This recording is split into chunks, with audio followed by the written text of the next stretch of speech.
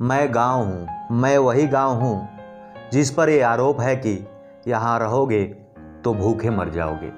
मैं वही गांव हूँ जिस पर यह आरोप है कि यहाँ अशिक्षा रहती है। मैं वही गांव हूँ जिस पर असभ्यता और जाहिल गंवार का भी आरोप लगता है। हाँ, मैं वही गांव हूँ जिस पर आरोप लगाकर मेरे ही बच्चे मुझे छोड़कर दूर बड़े बड़े शहरों में चले गए। जब मेरे बच्चे मुझे छोड़कर जाते हैं, रात भर सिसक सिसक कर रोता हूँ, फिर भी मरा नहीं। मन में एक आस लिए आज भी निर्निमेष पलकों से बाट जोहता हूँ। शायद मेरे बच्चे आ जाएं देखने की ललक में सोता भी नहीं हूँ। लेकिन अफसोस, जो जहाँ गया वहीं का हो गया। मैं पूछना चाहता हूँ अपने उन बच्चों से, क्या मेरी इस दुर्दशा की जिम्मेदार तुम नहीं हो? और मैंने तो तुम्हें कमाने के लिए शहर भेजा था और तुम मुझे छोड़कर उस शहर के ही हो गए। मेरा हक कहाँ है? क्या तुम्हारी कमाई में मुझे घर, मकान, बड़ा स्कूल, कॉलेज, इंस्टीट्यूट, अस्पताल आदि बनाने का अधिकार नहीं है? ये अधिकार मात्र शहर को ही क्यों? जब सारी कमाई शहर में दे रहे हो तो मैं कहाँ जाऊँ? मुझे मेरा हक क्यों नहीं मिलता? इस कोरोना संकट में सारे मजदूर गांव भाग रहे हैं। गाड़ी नहीं तो सैकड़ों मील पैदल बीवी बच्चों के साथ चल दिए। आखिर क्यों? जो लोग यह कहकर मुझे छोड़कर शहर चले गए थे कि गांव में रहोगे तो भूखे मर जाओगे, वो किस आस विश्वास पर पैदल ही गांव लौटने लगे? मुझे तो लगता है निश्चित रूप से उन्हें ये विश्वास है कि गांव पहुंच जाएंगे तो जिंदगी बच जाएगी, भर पेट भोजन मिल जाएगा, परिवार बच जाएगा।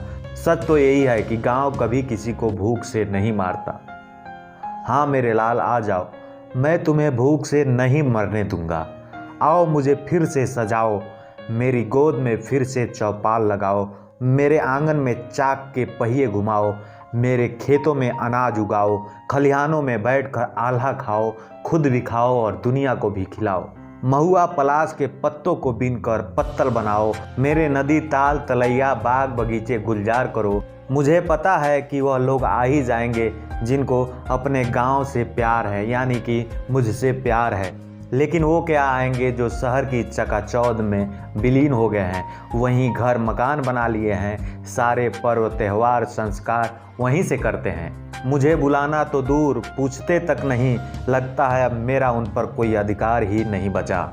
अरे अधिक नहीं तो कम से कम होली दिवाली में ही आ जाते तो दर्द शायद कम हो जाता। तुम्हारे सारे संस्कारों पर तो मेरा ही अधिकार होता है ना। कम से कम मुंडन, जनेऊ, शादी और अंत्येष्टि तो मेरी गोद में कर लेते। मैं इसीलिए नहीं कह रहा हूँ कि यह केवल मेरी इच्छा है, यह मेरी आवश्यकता है। मेरे गरीब बच्चे जो रोजी रोटी की तलाश में मुझसे दूर चले जाते हैं, इसी बहाने उनको यहीं पर रोजगार मिल जाता। फिर कोई महामारी आने पर सैकड़ों मील पैदल नहीं भागना पड़ता। मैं आत्मनिर्भर बनाना चाहता हूँ। मैं अपने बच्चों को शहरों की अपेक्षा उत्तम शिक्षित और संस्कारित कर सकता हूँ। मैं बहुत सारे लोगों को भी यहीं पर रोजी रोटी दे सकता हूँ। मैं तनाव कम करने का भी कारगर उपाय हूँ। मैं प्रकृति की गोद में जीने का प्रबंधन कर सकता हूँ। मैं सब कुछ कर सकता हूँ मेरे लाल, बस तुम समय पर आया कर मेरे पास। अपने बीवी बच्चों को मेरी गोद में डालकर निश्चिंत हो जा। दुनिया की कृत्रिमता को त्याग दे। फ्रिज का नहीं, घड़े का पानी पी। त्योहारों समारोहों में पत्तलों में खाने और कुल्हड़ों में पीने की आदत डाल ले। अपने मोची के जूते और दर्जी के सिए कपड़े पर इतराने की आदत डाल। हलवाई की मिठाई, खेतों की हरी भरी सब्जियां, फल फूल, गाय का दूध, बैलों की खेती पर विश्वास रख।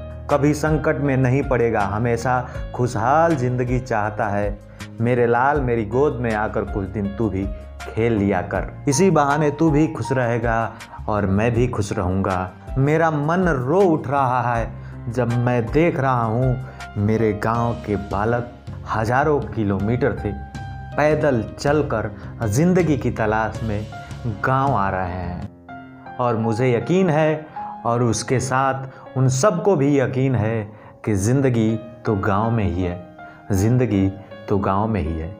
इस रचना को डॉक्टर GS दुबे द्वारा लिखा गया है। उम्मीद करता हूं कि आप सबको आज का यह वीडियो पसंद आया होगा। अगर वीडियो अच्छा लगे तो कमेंट करके हमें सूचित करें। यह वीडियो फेसबुक पर देख रहे हैं तो हमारे पेज को लाइक करें, यूट्यूब पर देख रहे हैं तो चैनल को सब्सक्राइब करें। अगली बार फिर मिलेंगे कुछ नई बात के साथ, कुछ नई कहानी के साथ। तब तक अपना ख्याल रखिए, सुरक्षित रहिए और अपने घर में सेफ रहिए। जय हिंद, नमस्कार। अगर आप ये वीडियो YouTube पर देख रहे हैं तो हमारे चैनल को सब्सक्राइब करें और बेल आइकन को दबाना ना भूलें। अगर आप Facebook पर ये वीडियो देख रहे हैं तो हमारे पेज को लाइक करें।